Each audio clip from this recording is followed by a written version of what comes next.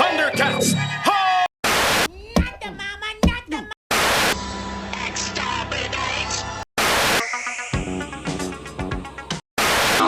I am the great cornhole.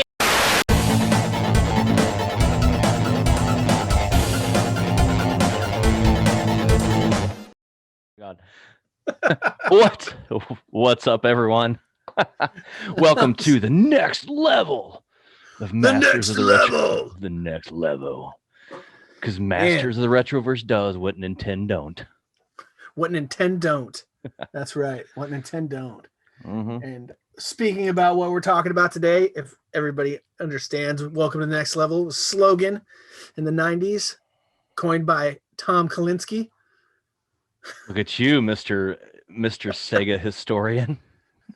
No, man, I was You've done a stuck on lot of these books. studying. Yeah, man. That's good. That's a good thing. Like the drive to work, you can ask Greg if you ever get a chance to meet him. Like he's like, that guy's like, he knows everything I know. Yeah.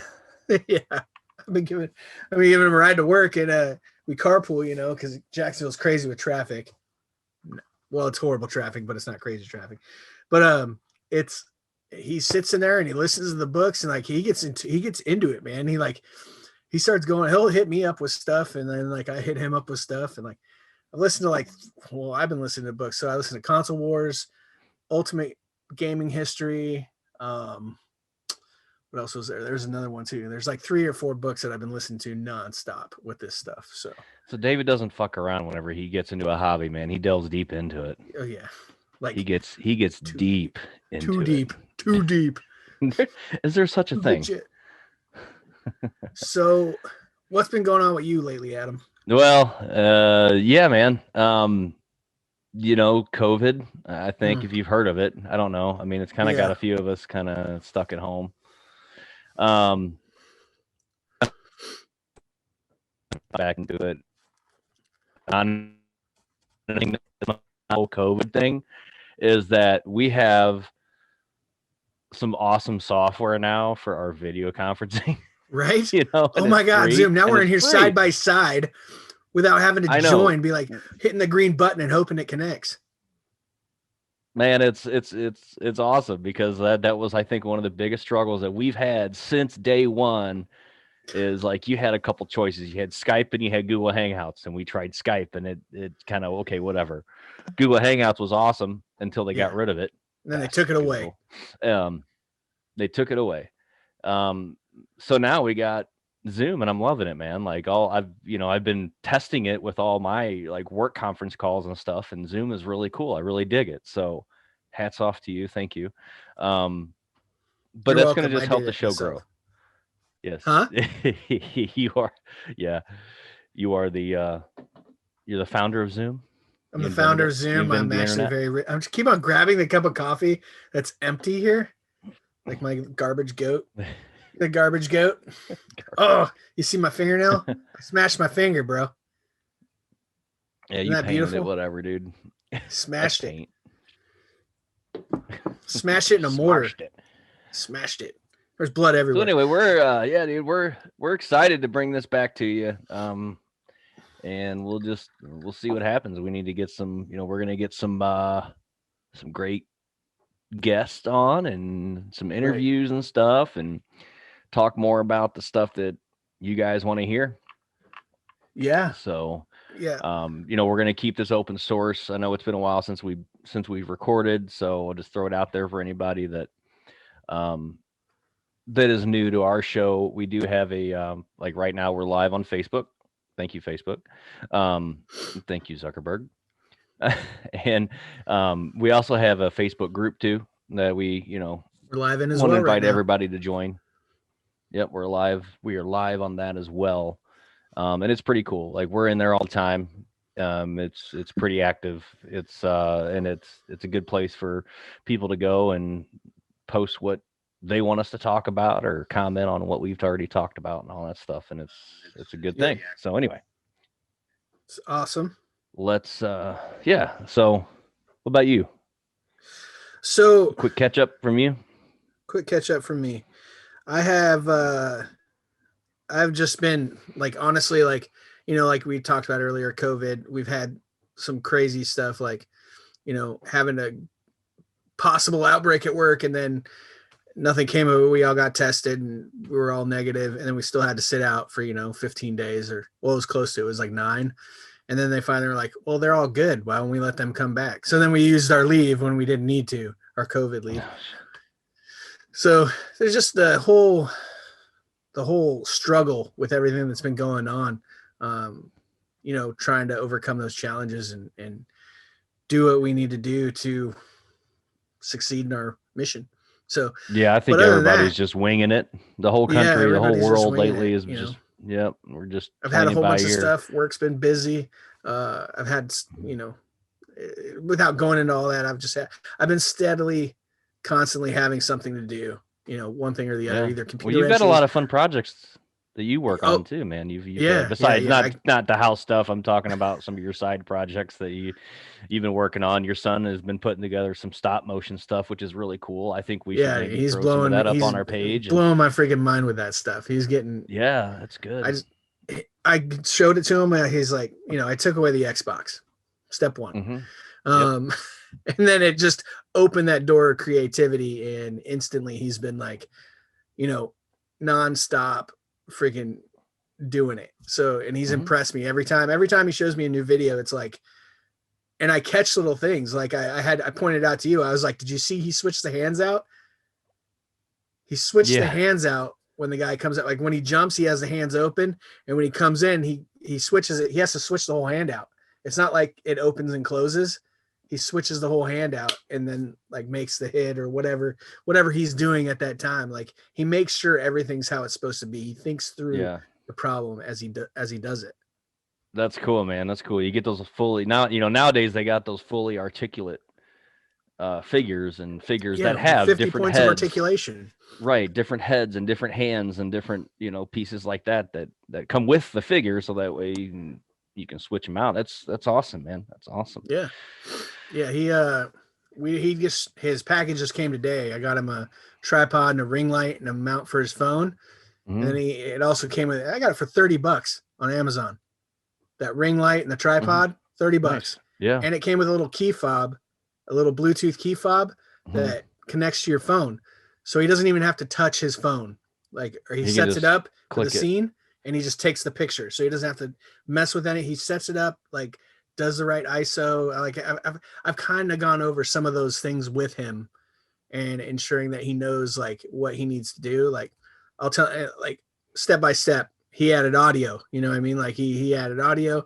I showed him today that you can actually draw into each frame. So like if Spider-Man shoots a web, you can go to each frame and then make that piece of web move further and further away. So, and that just opens doors in his mind, and he's like, he'll come up with something. Just because I showed him that one thing, you edit the picture, edit this. It's tedious, especially on a little cell phone trying to do that stuff. But yeah, he's doing it, and I couldn't be more proud than I am right now that he's actually using his mind to create.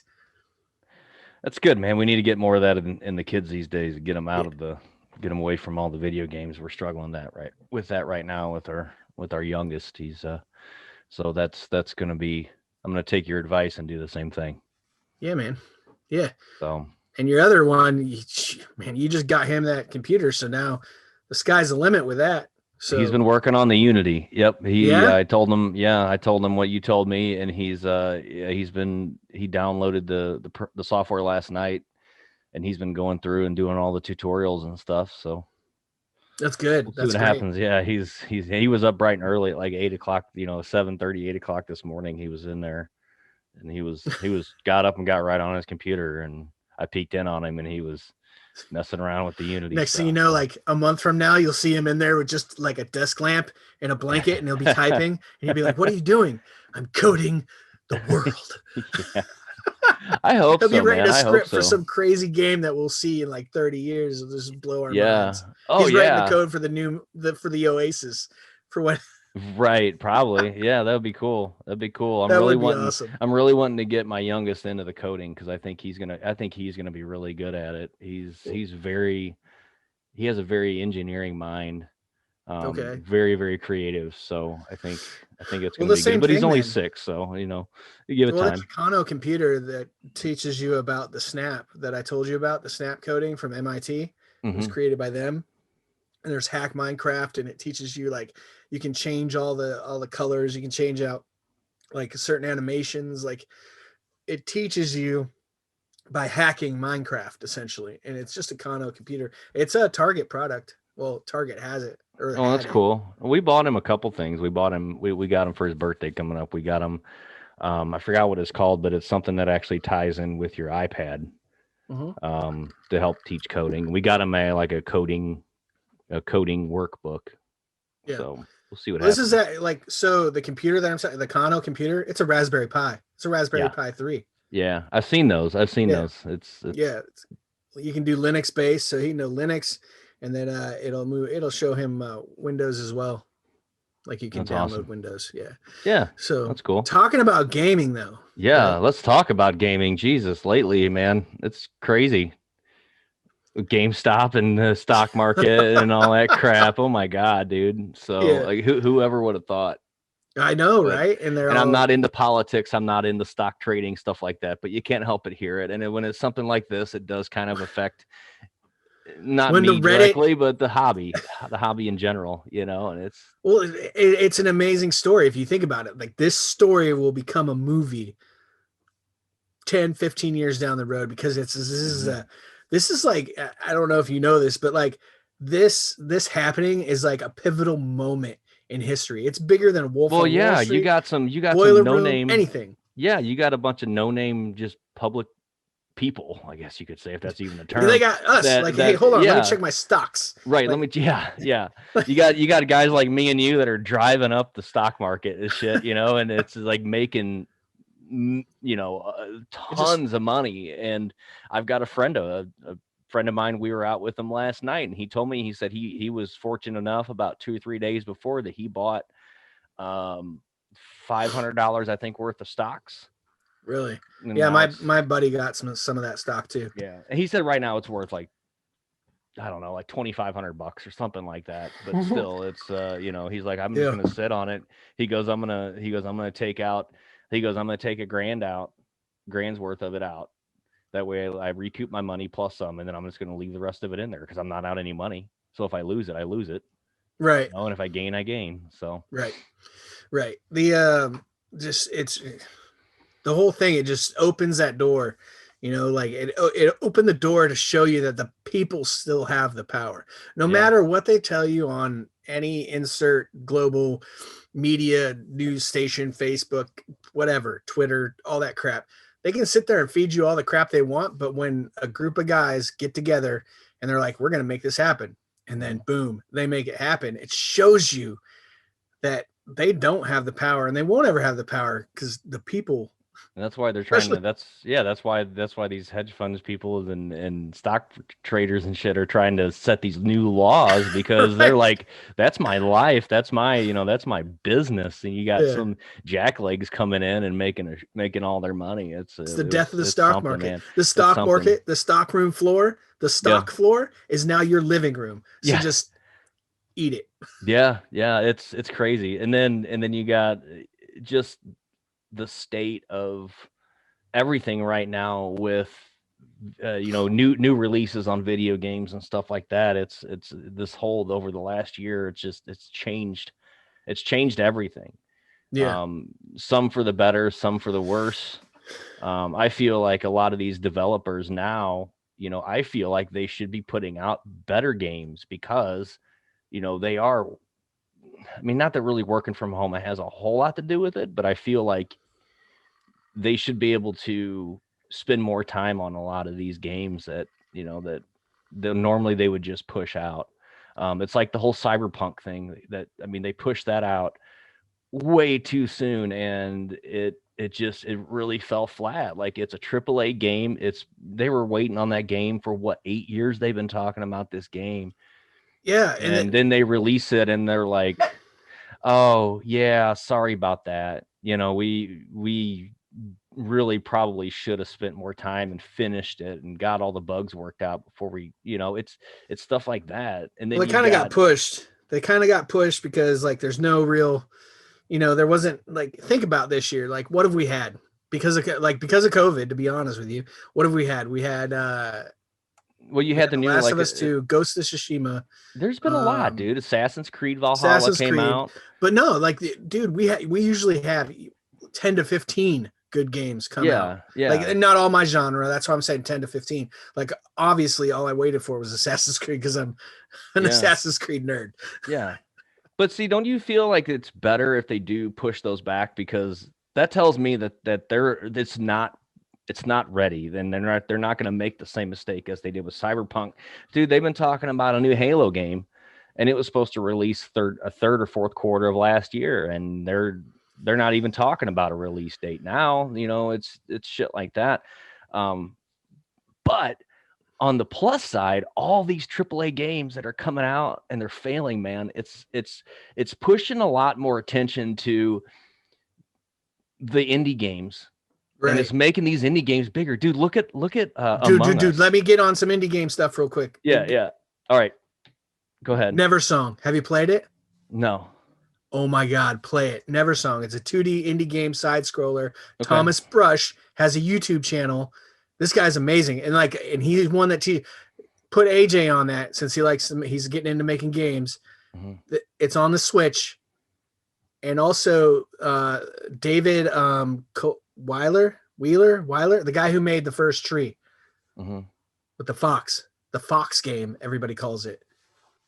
They're the indie game developers, and their games are freaking like, I'm not really into vector graphic art games, but like watching them create these games, like looking at them, like really looking at them, it's art, man. It's beautiful. It is. Especially because I was trying to learn about parallax, because like the game, our game that I've been working on for 2 years now. Yeah. I've been trying to figure out the whole parallax thing, the whole this goes this way, but it like moves at the same parallax. Mm-hmm. Sure. Yeah. Nobody understands what parallax is, but no, I know what you're saying. It's like off into distance. Lucas, what's up, guys? Right. It's like off into distance. The things that are further away move slower than the things that are closer to it, and it kind of has to position that. Yeah. And so I'm trying to implement that into our game, and learning about like that, like the code for it's only about 40 lines of code. It's not a lot, but it's actually like a beautiful effect, and I like sitting there. I didn't even think about it like back Sega Genesis which our topic is today, like the parallaxing effects that they had going on back then. Like you go back and you really take a look at these games that they made in the 90s. Dude, when you say that, the one game that comes to mind, because I was always intrigued by like the background and the way that everything moved, was Shinobi 3 on Sega. Yeah. That was one of my all-time favorite games. I loved that game because you had different. It was just unique, and it was the first game that I really paid attention to the background, and like you were saying, the way things move, how the things further away move slower than things closer, and stuff like that. Dude, it's got to give you a lot of respect now that you're working on stuff like that for these game developers, and then people are like, well, why can't you just do this? Why can't you just do that? Well, it's not that easy. It's like you're talking about going back and recoding 100 lines of code just because you want this sword to be purple instead of green, or some stupid shit like that. Yeah. Well, that wouldn't be that hard of a fix, but depending on how deep you are in the game, then you got to go back and dig through and then make sure that all your stuff is in line, and then go back, and the color change wouldn't really be a code thing. That's more of the just going and changing the sprite sheet, which is in accordance with the code. So it's tied to the code, and it picks it up from your sprite sheet. You're like, there's a whole thing in Unity. If you get on YouTube. I prefer 7-Up, but okay. Huh? I said I prefer 7-Up, but okay.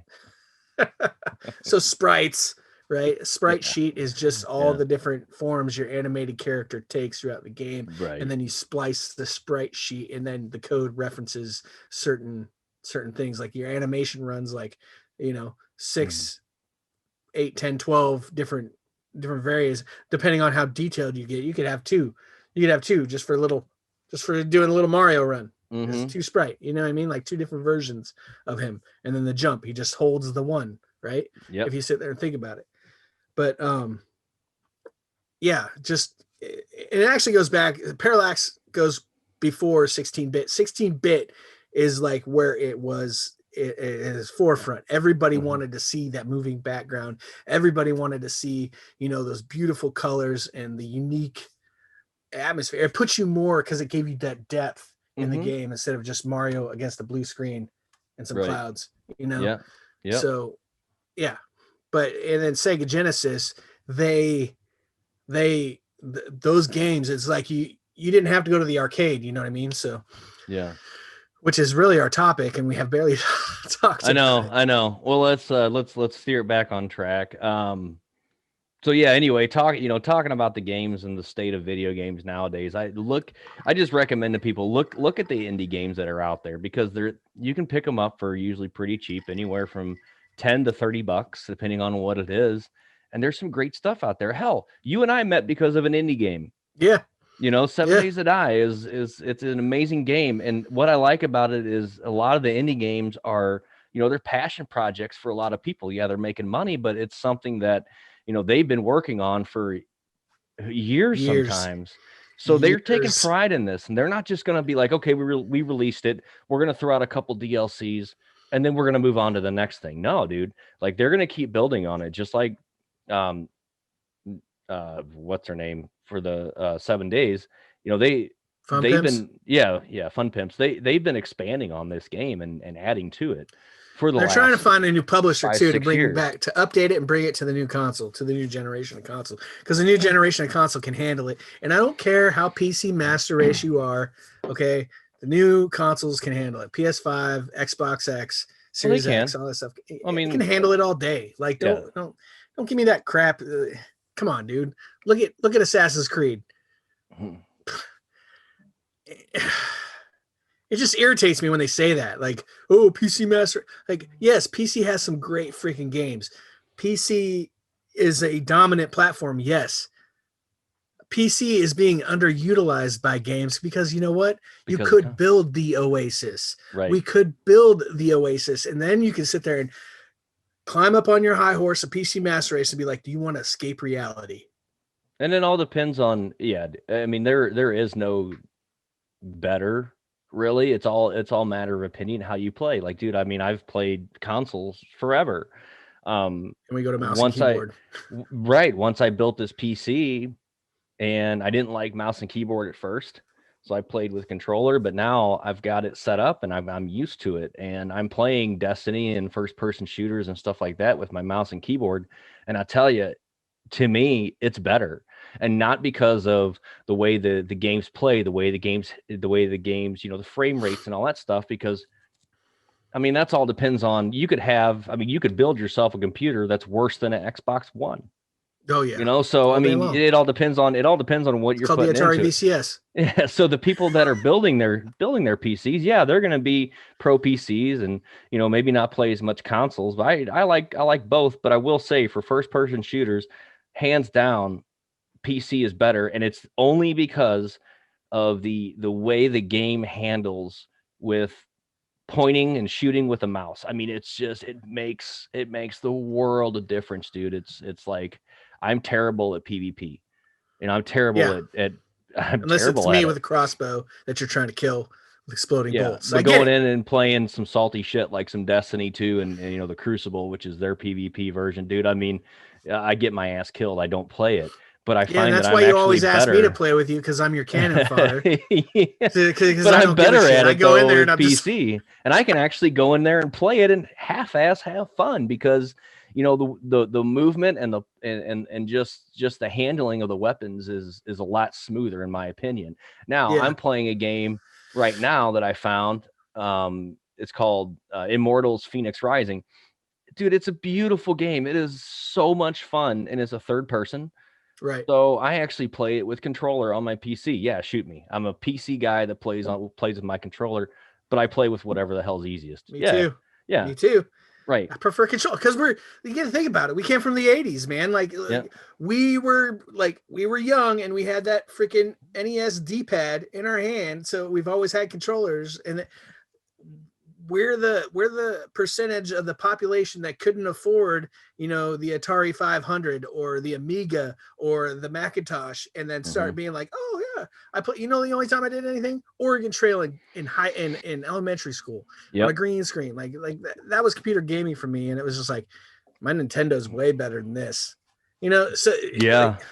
It steered a lot of people to the console, and then like the mid '90s came around, and you started getting games like Doom and Duke Nukem and stuff like that, where you started getting these first-person shooters, and you're like, wow, look at the potential of this.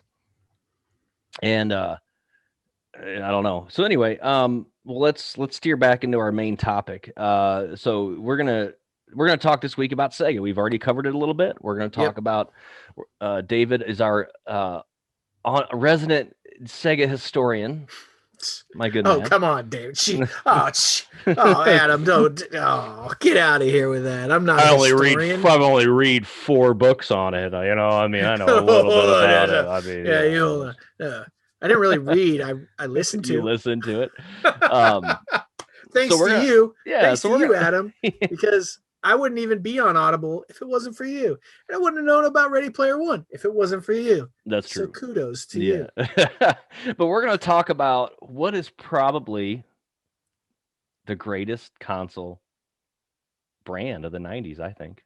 I think it was great, man. Don't say brand. Don't say brand. I would say it was. I'm talking about of its powerful. Era. Most powerful. Okay.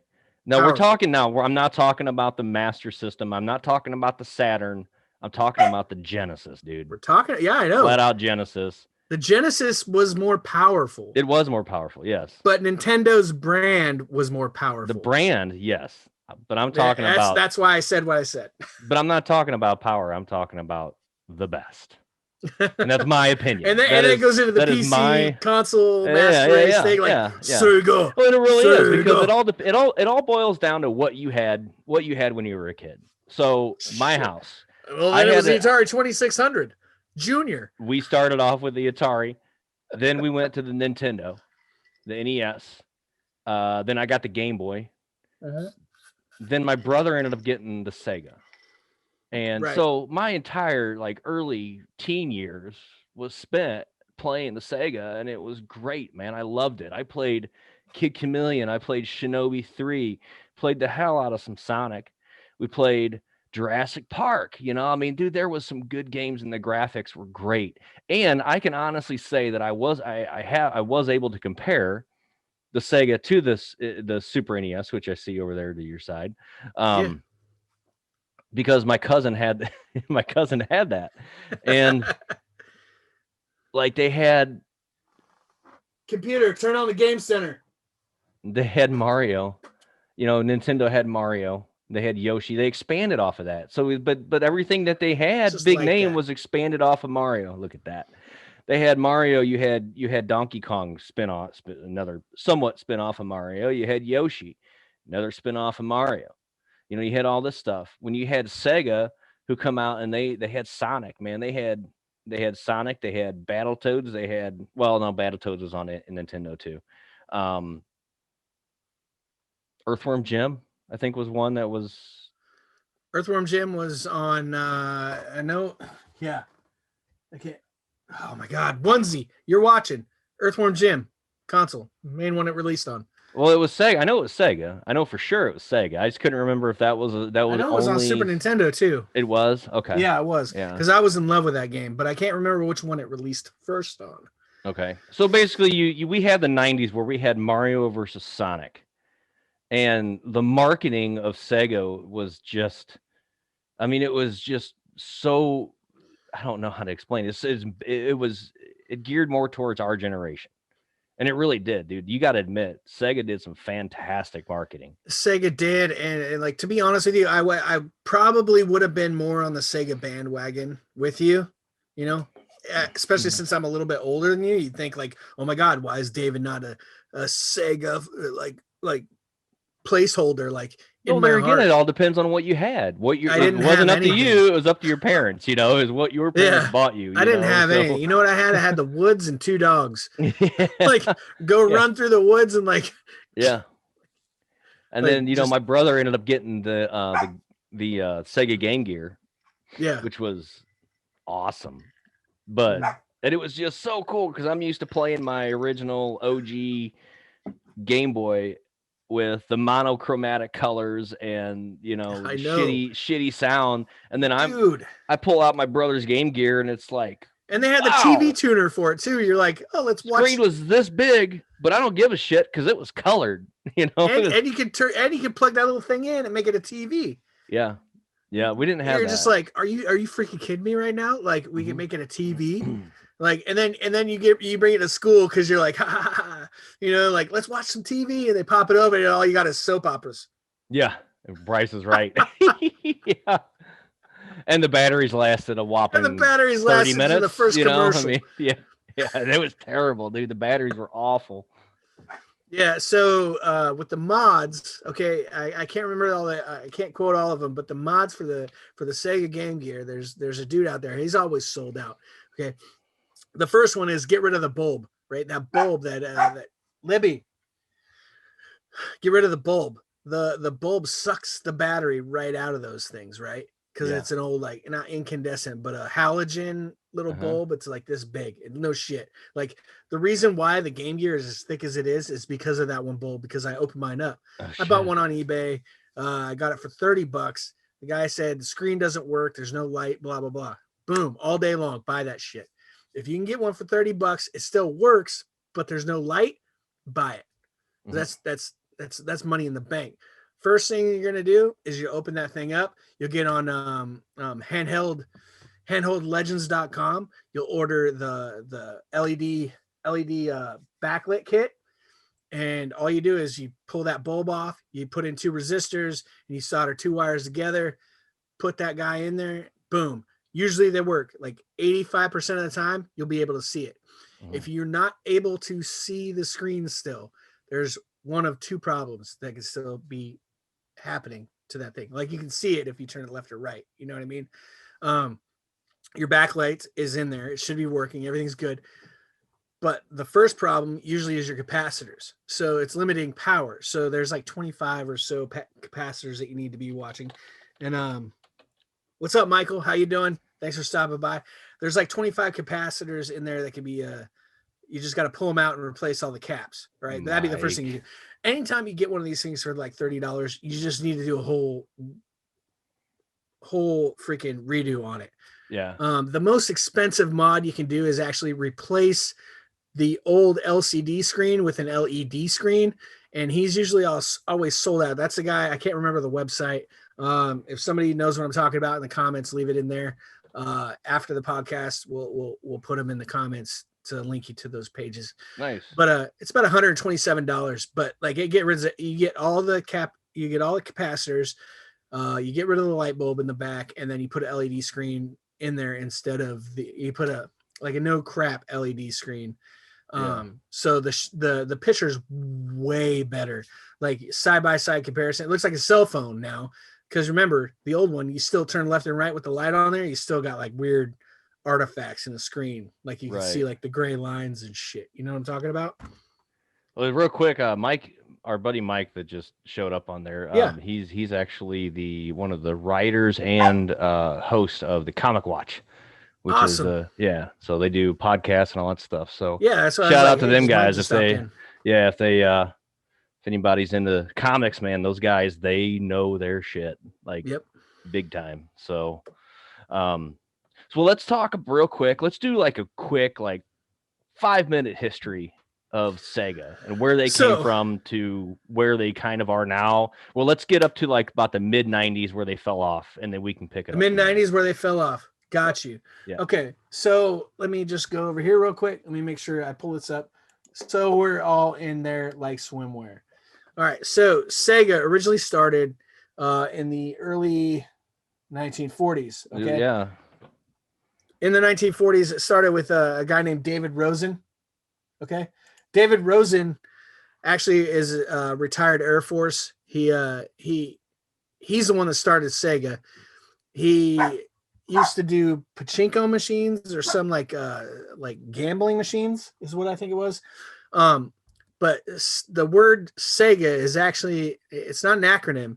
So each letter doesn't mean a certain thing. It's just the first two letters and the last two letters. The first two letters are for service and the last two are for games. So service games. Sega. David Rosen. Sega. Sega. And there's a thing about that too. The Sega Scream. Yeah. It's in Console Wars. They go over it. Yes. Yeah, that was really cool. If you haven't seen that, it's a guy in a shower. They're like, he's on the phone. Yeah. And he's like, "Can you just like say Sega at the top of your lungs, like scream?" And he's like, "Sega!" And they end up using it. They're like, "We love it." And they brought him in, and then they recorded it professionally. Yeah, it's like that. Is that's how they met. Like people of our age in high school would just be like, "What's up, Sega?" Like, are you kidding me right now? Like, that's so weird. But yeah, David Rosen had service games. He what's up? Just keep talking. Give me like I thought you said like hold up, stop. No. I need to say something here. That's what I thought you said. David Rosen started service games, and he ended up he had Rosen Enterprises, Sega Enterprises Ltd. In 1965, Rosen Enterprises Ltd. merged with I can't even pronounce that Ltd. to make AKA Service Games. So Service Games was in Japan. They had an office in Japan, and so the Japanese people were really irritated because David Rosen was in Japan, and that's where he had his whole enterprise, and he was building his company and in making his things, making his business known. And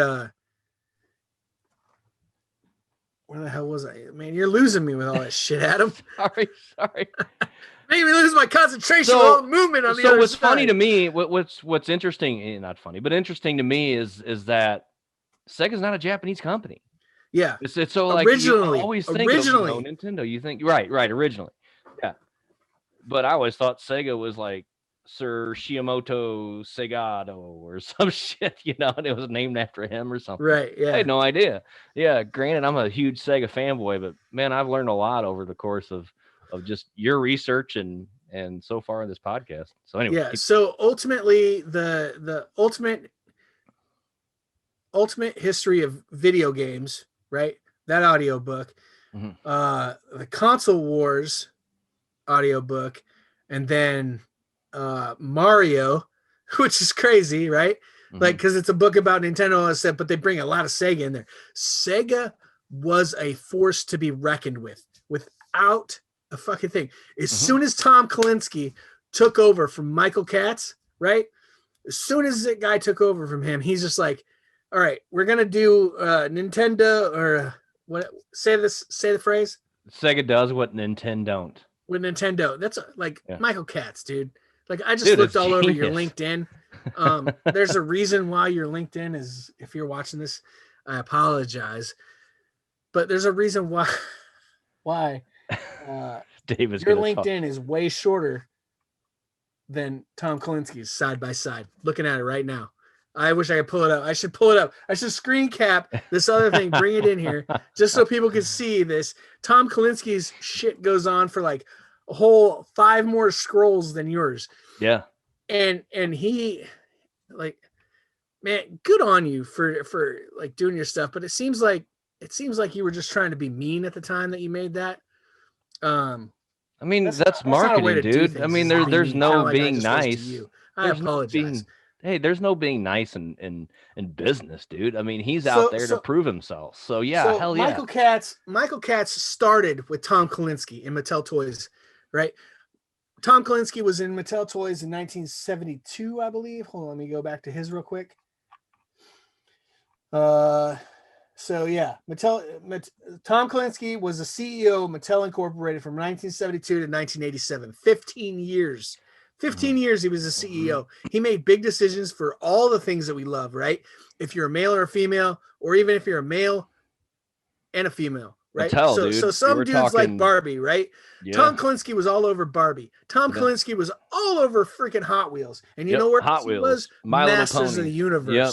He-Man, dude. That guy was pivotal in the making of that deal. And you can have those 4 other guys, the creators of He-Man, just like, you know what? He could have told you no, but he didn't. Mm-hmm. So he is just as pivotal as you. Mark, I love you. You're a good friend.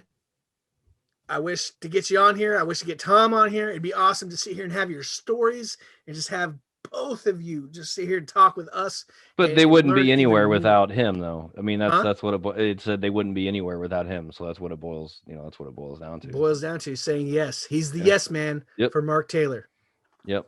And it's and all those other guys like he made that stuff happen. He pivotal in our growing up, in our childhood, making things happen to make us have these memories of all these things behind us, right? Behind me. Well, you're not in your actual room, but no, you had some He-Man stuff up there. Yeah. Yeah. But going back, so we had Tom Kalinske, he was the CEO of Mattel 1972 and 1987. Then he was the Mattel president and CEO from 84 to 87, right? Mm-hmm. So he stepped up, right? He's the president and the CEO. Which at this time, Sega wasn't really doing much of anything except for like Sega wasn't even the CKG. You got the arcade games and stuff. I think at that time, right? And Michael Katz wasn't even the CEO of Sega at the time. It was just, I think it was mainly Japan at this time. They were making. So what? 87, 88 rolls around. They're like, yeah, we're gonna do a console, and we want you to come in and. No, 87, 88, they hired Michael Katz. Michael Katz was the CEO from Sega. He went to so Michael Katz was the marketing director of new production categories, Mattel Toys. So he did handheld video games at Mattel from 1975 to 1979. Mm-hmm. Okay. Tiger Electronics, all that good stuff, right? Right. Then he went to Coleco. He went to Canada. And then after that, he went to Epix Games. Mm-hmm. He actually helped start Epix Games. Holy shit! Wow. 1983 to 1985, he was the president of Epix Games, and then after that, Michael Katz went to Atari. So he started out knowing video games. Yeah. Michael Katz was deep into video games his whole career. Yeah. And then Tom Kalinske, he just knew a little bit of everything, a jack of all trades. And then he went on to be on The Office, and he did that awesome movie about the silent, being quiet and stuff. What are you talking about, dude? You trying to mess me up right now? He was Jim on The Office. No, that was Krasinski. So Michael Katz, right? Michael Katz ended up from 1989 to 1992. He was the president of Sega Entertainment of America, United States. Okay, that's when he was, and then after that, it just kind of. So within that time, they created the early, 83, 84, they created the Sega Master System, right? Or the SG-1000. SG-1, they had those all little, they had a couple those, different weird consoles. Yeah, but nothing really big. So then they're like, you know what? We're going to create this thing. We're going to make this thing, and we're going to compete with the Super NES. What's up, Jesse? Getting ready to come out too. But so they're like, okay, we're going to gear this towards the people that we should be, the kids, because the kids have the influence on the parents of what they want. Kids are going to be like, what do you want for Christmas? Well, they're either going to say, I want a Super NES or I want a Sega. So they market it towards the marketing was just awesome, man. Like the commercial was just so cool. It was just typical like 90s, badass, cool kid type shit. I mean, it was awesome. So to make that happen, so Michael Katz did Nintendo, Sega does what Nintendo don't, right? Mm-hmm. And Nakayama, right? Nakayama. I want to make sure I say his name right? He ended up buying it from David Rosen, bought Sega from David Rosen, and then they're like, Sega is now a Japanese company, and that's it, because they didn't like it or whatever. So then so eventually Michael Katz comes in, he brings him in, he brought him in for a year, but he really didn't, he was like a fill-in until Nakayama found the right man. And then he heard that Tom Kalinske was looking for something else, right? Tom Kalinske ends up going, at the end of his career, right, he goes to Thailand or something like that, and he's going to where they're supposed to be making Matchbox cars. He goes into this warehouse, and it's he thought this is where he's supposed to be. He ends up going there. They're making bootleg hot Matchbox cars. He gets on the phone, calls this guy. He's like, "You need to get out of there now." And that's later than that. He put in his notice. He's like, "I'm leaving Mattel. I'm done."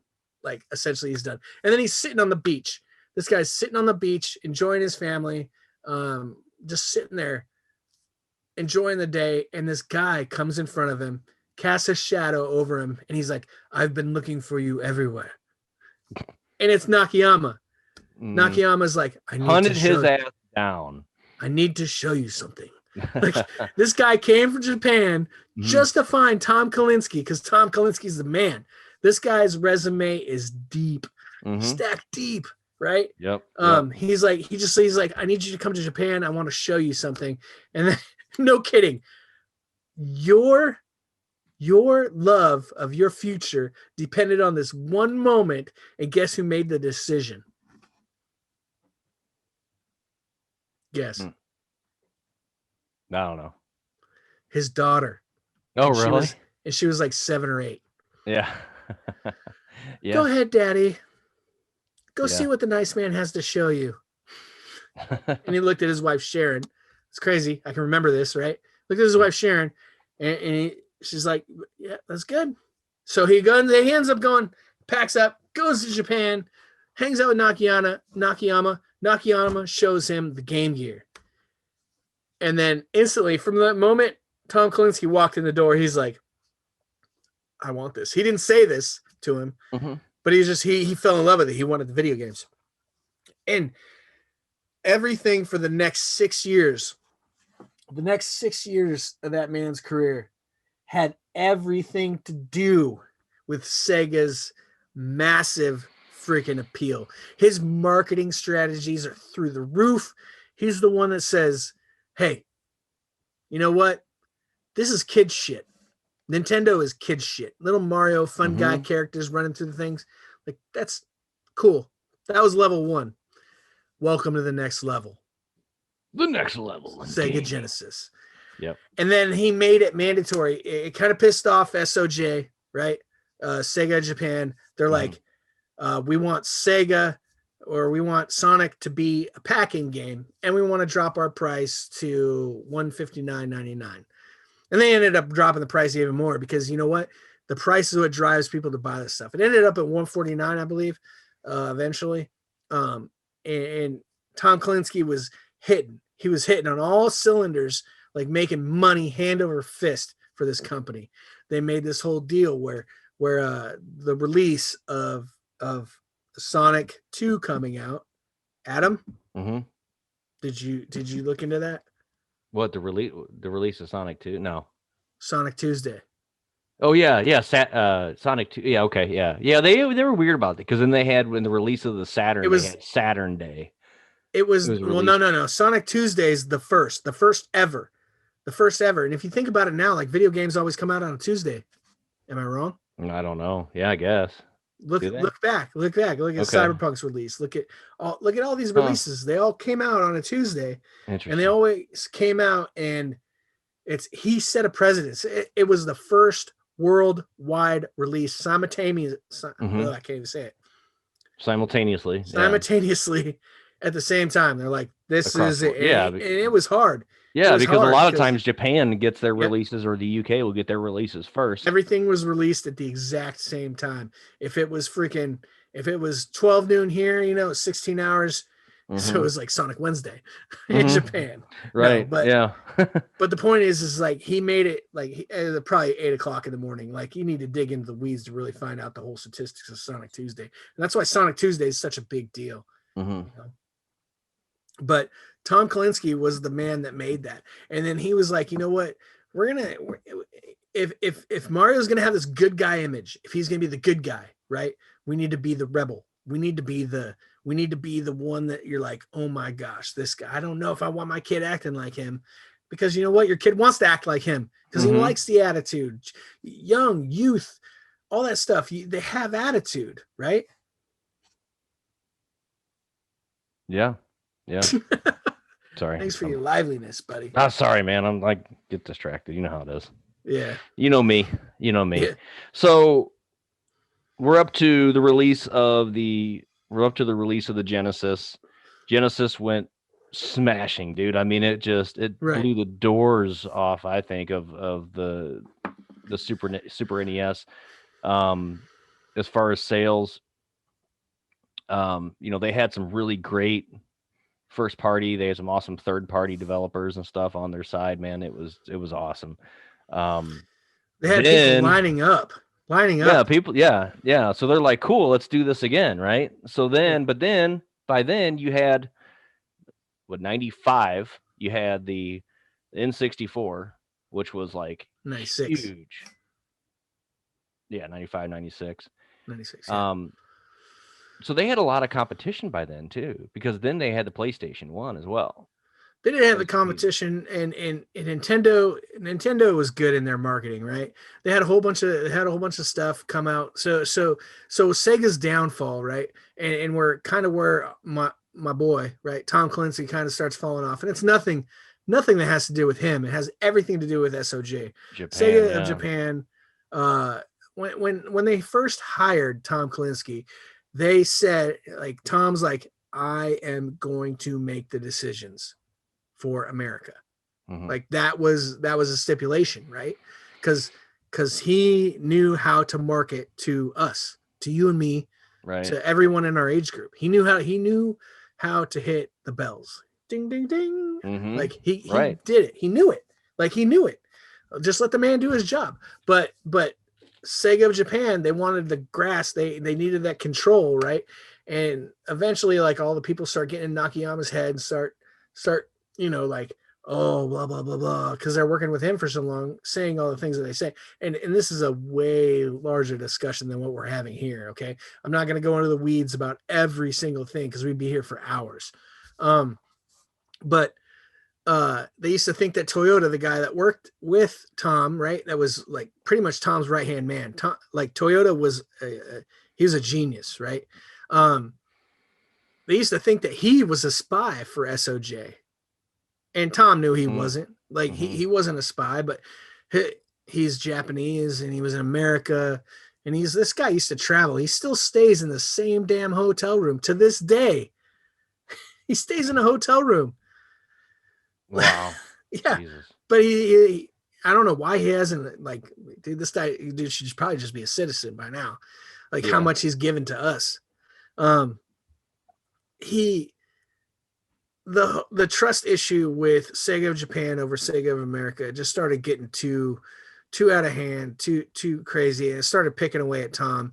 Little small decisions started getting out of the reach of Tom, and they wanted to add, instead of making a new console, instead of making the Dreamcast earlier, which technology was there, but it was like the price range for it probably would have been way through the roof and nobody could afford it.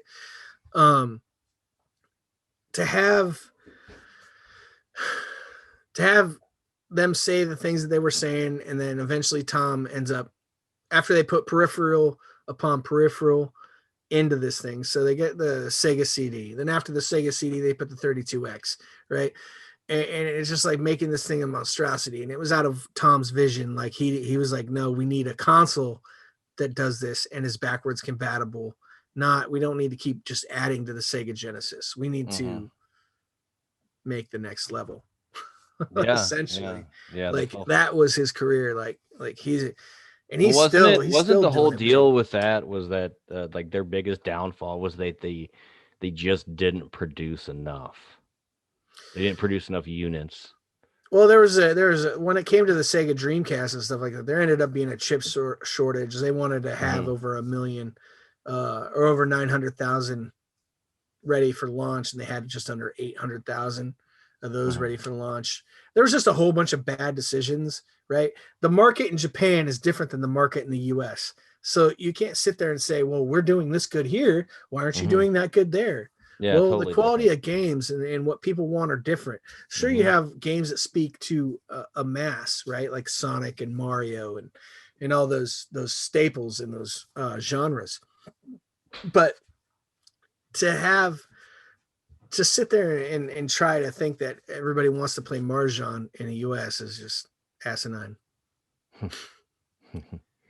So, Yeah.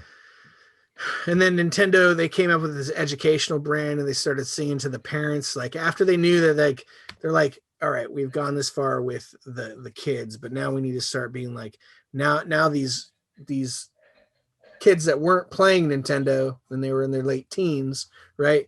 And now they're becoming parents in the mid 90s. We're like, we need to speak to them. So let's start making educational tools.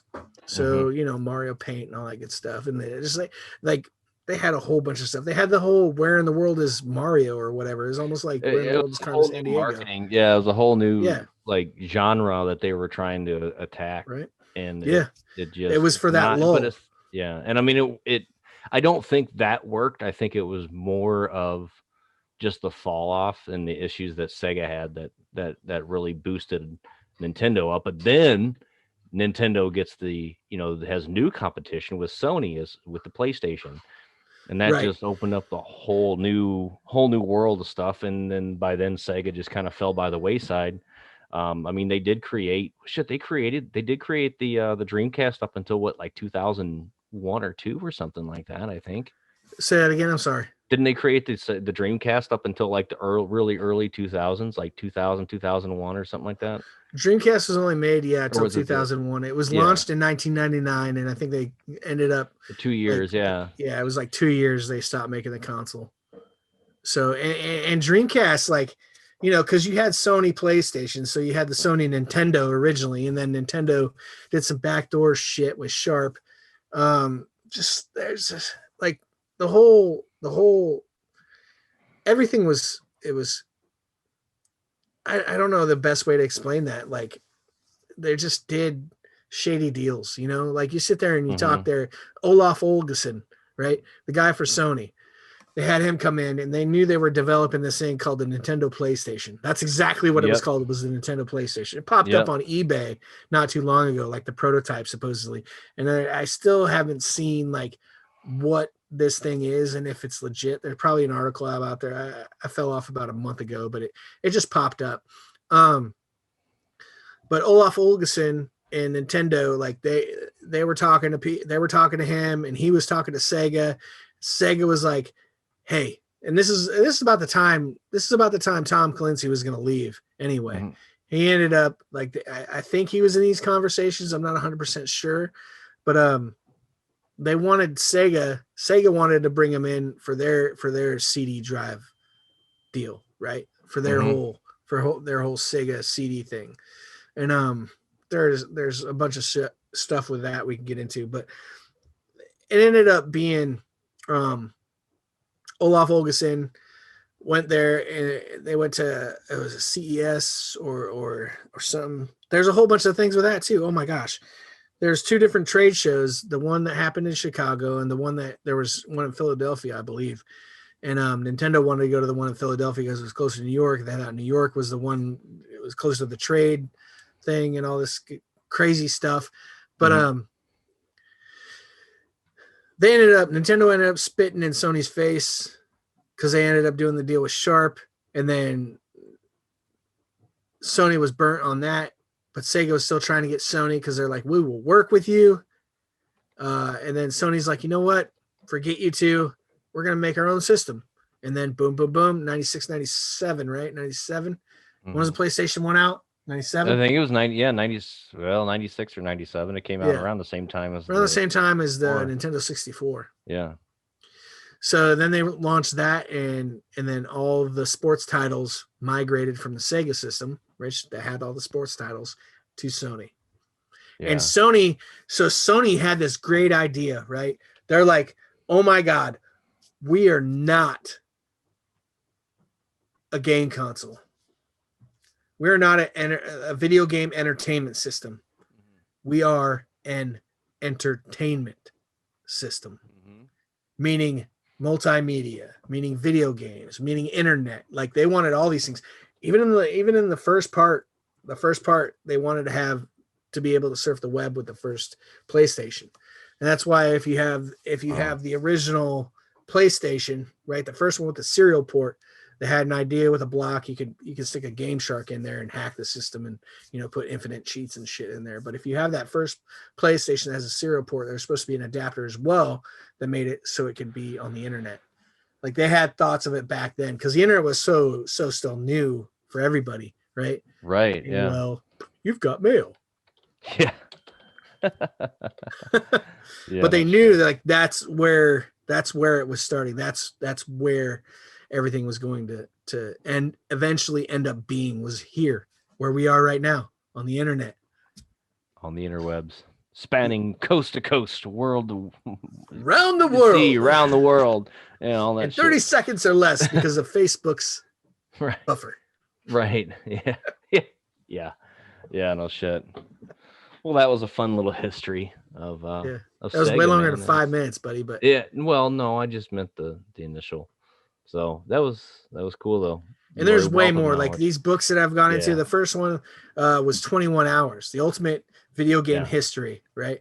I recommend, into- like we'd mentioned before, if somebody wants just a quick, like 30 minute, hour long synopsis of the history of Sega, go check out the Console Wars, because it was, I mean, there's a lot of information. May not go as in depth as what or what you talked about, but there's a lot of good information on that There show. is. Console Wars is a good book. Have you listened to that one? Or not the book. What was the? No, I'm sorry. The Netflix show. Wasn't that Console Wars? That was it. It's essentially going over the book. Yeah. is Okay. What it was a book to TV type No, deal. I didn't even know it was a book. Yeah. I Yeah, it was a watched, book. I watched the Yeah. show. Yeah, I first got that book. I want to say 3-4 years ago. Mhm. And the Birth of Mario. I did the birth. Yeah, that's what it was. The Birth of Mario, Console Wars, the ultimate video game history. There's another one too. Coin. Because there's a whole bunch of arcade stuff. There's so much stuff to go over. You could even go into the whole Atari. Atari could go on forever, right? The jaded history of the Atari Corporation and how it started out as like the epitome of what Google is when it first started, right? Like people walking around and scooting around on scooters and just chilling out on a sofa doing their work. Like that's how Atari was at first. I mean, smoking reefer in the middle of the deal, whether they'd be like, hey, let's go to the bar and hire those bikers to put freaking arcade machines together. Like, there's so much. Well, much we may make there. this a regular thing then, and we may try to make it a regular thing, and let's talk about a little bit of the history of some of our famous, favorite consoles that we had, back Yeah, the yeah. 80s and 90s and stuff growing up. That'd be kind of fun. And It would be. teach our listeners a little bit, and they could probably teach us a few things. So, I mean, if you guys have any comments or any further information, or just want to chat, like I said, you guys can check us out on our Facebook page. Just search for Masters of the Retroverse. You can also find us on our Facebook group with the same name, and come hang out with us and talk to us. If there's something that you want us to talk about, or hell, if you want to come on the show, hit us up.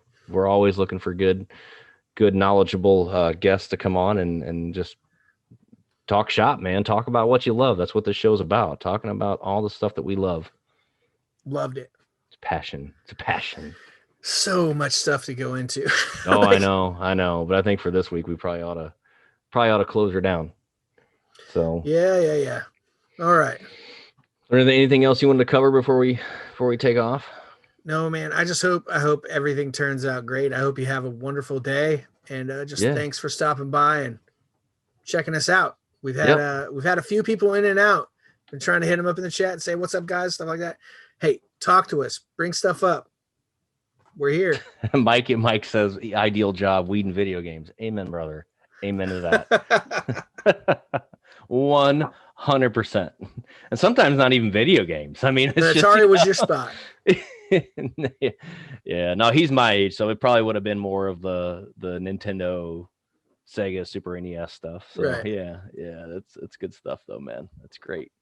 Well, awesome. Well, we're gonna see everybody next time, and you can also this will also be posted on our YouTube channel too. Just there again, search us, Masters of the Retroverse. Just Google it, you'll find us everywhere. Instagram, Twitter, Pornhub, right? You're on Pornhub, right? Okay, that's what I thought. I thought I saw you on there. You look familiar. No. Oh yeah. Hey, Well, hold on. What's that? yeah, that's it. That's it. You're that guy. All right, guys. Well, we'll see everybody next time. Thanks for coming and hanging out, and thanks for everybody that was in chat hanging out. We'll see you guys, and remember, there's nothing wrong with living in the past. See you guys later.